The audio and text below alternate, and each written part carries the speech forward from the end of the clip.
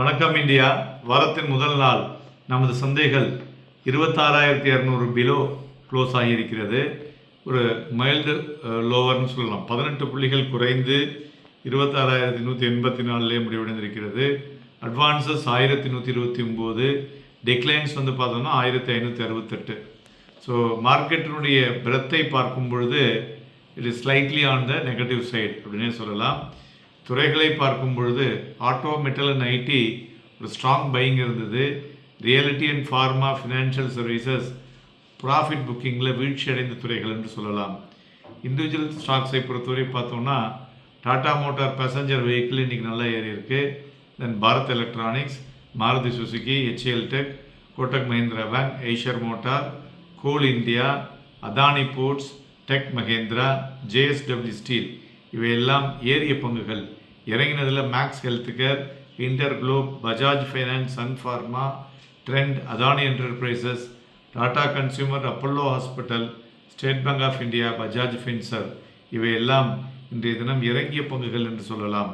மேலும் இன்றைய தினம் தங்கம் 1,157 ரூபாய் அதிகரித்து 1,28,840 வெள்ளி 2,711 ரூபாய் அதிகரித்து 1,74,348 க்ரூட் ஆயில் ₹1 அதிகரித்து 5,325 வணிகமாகிக் கொண்டிருக்கிறது.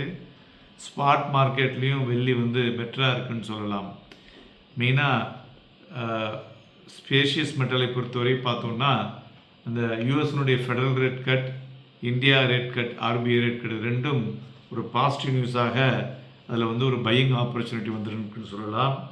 இன்றைய தினம் வெளிவந்துள்ள HSBC PMI டேட்டா 56.64 இருக்கிறது.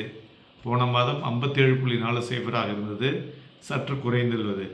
அதுபோல் நம்மளுடைய IIP க்ரோஸ் பார்த்தோம்னா 0.4% தான் அதிகரித்திருக்கிறது ஃப்ரம் அக்டோபர்லேருந்து. ஸோ கிட்டத்தட்ட 4% வீழ்ச்சி லாஸ்ட் இயர் கம்பேர் பண்ணும் பொழுது. அதுபோல் GST கலெக்ஷன் 1.7 ட்ரில்லியன். நிறைய பெனிஃபிட்ஸ் கொடுத்துமே இந்த அமௌண்ட்டு அதிகரித்திருப்பது குறிப்பிடத்தக்கது.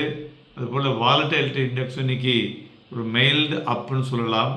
க்ளோசிங்கில் 11.63 முடிஞ்சிருக்கு.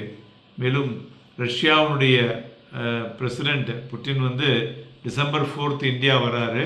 அதில் ஃபாரின் ட்ரேட் அக்ரிமெண்ட் நிறைய பேச இருக்காங்க, சைன் பண்ண இருக்காங்க. அதெல்லாம் ஒரு பெரிய positive news to the market அப்படின்னு சொல்லலாம். தென் USD INR இன்றைய தினம் சற்று அதிகரித்து 89.40 நடந்து கொண்டிருக்கிறது.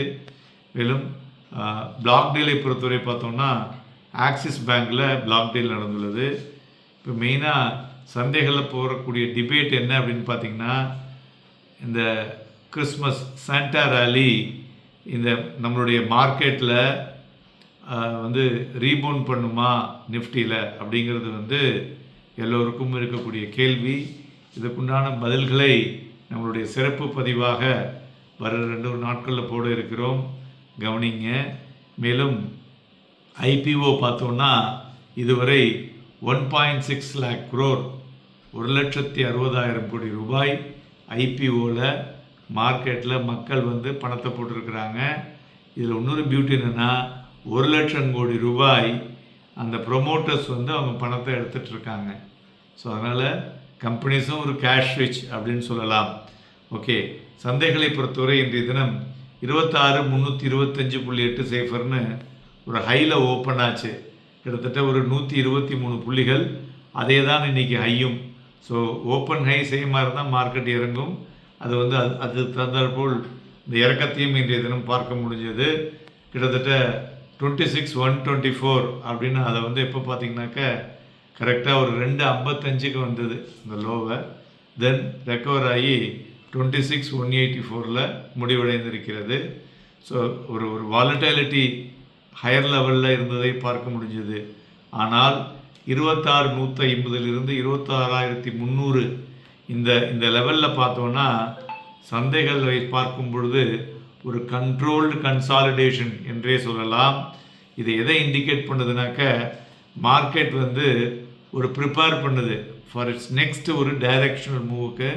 ஸோ அது இப்போ இருக்கிறதை வைத்து பார்க்கும் பொழுது அப்சைடு மூவுக்கு ப்ரிப்பேர் பண்ணியது போல் தான் தெரிகிறது. அதுபோல் நிஃப்டி ஃபியூச்சர் வால்யூம் இன்னைக்கு பிலோ அவரேஜ், பேங்க் நிஃப்டி ஃபியூச்சரும் பிலோ அவரேஜ். 26,452.70 அப்படிங்கிற புள்ளிகளை ரெசிஸ்டன்ஸாகவும், 26,180 மற்றும் 26,075 ஸ்ட்ராங் சப்போர்ட்டாகவும் சந்தைகள் எடுக்கக்கூடும். நாளைய தினம் நம்மளுடைய வீக்லி F&O, அதனால் வாங்கி விற்பதற்கும் விற்று வாங்குவதற்கும் ஏதுவாக இருக்கக்கூடும். Happy and profitable day.